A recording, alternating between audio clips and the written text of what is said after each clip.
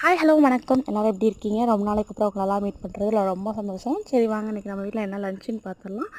தக்காளி சாதம் தான் செஞ்சுருந்தேன். ஸோ தொட்டுக்க காரசாரமாக என்ன காய் இருக்குது அப்படின்னு தேடினேன். கோவக்காய் தான் இருந்துச்சு. கோவக்காயா அப்படின்ட்டு கோவப்படாமல் எடுத்துகிட்டு வந்து சமைச்சிடலான்னு நானும் எடுத்துகிட்டு வந்து சமைக்க ஆரம்பிச்சிட்டேங்க. சரி என்னென்ன பார்த்துடலாங்களா? அதுக்கு 2 பெரிய வெங்காயம், 2 தக்காளி, 2 பல் பூண்டு, 2 பச்சை மிளகாய் இதெல்லாம் கட் பண்ணி வச்சுக்கலாம். கோவக்காயை வந்துட்டு இது மாதிரி குட்டி குட்டியாக கட் பண்ணிவிட்டு எண்ணெய் உப்பு சேர்த்து நல்லா வதக்கி தனியாக எடுத்து வச்சுக்கோங்க. அதே கடாயில் கொஞ்சம் எண்ணெய் காஞ்சதும் கடுகு கருவேப்பிலெல்லாம் போட்டு பொரிஞ்சதுக்கப்புறம் வரமிளகாய் இடித்து வச்சுருந்த பூண்டு வெங்காயம் எல்லாம் சேர்த்து நல்லா வதக்கிக்கலாம். அதுக்கப்புறம் தக்காளியை சேர்த்து உப்பு கொஞ்சம் போட்டு 2 நிமிஷம் மூடி வச்சுருங்க. நல்லா வதங்கிடும்.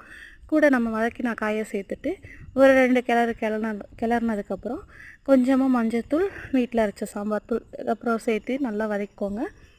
அது கூட கொஞ்சமாக தண்ணி தெளித்து ஒரு 5 நிமிஷம் மூடி வைங்க. ரெடி ஆயிரும். அது கூட நீங்கள் சாப்பாடை சர்வ்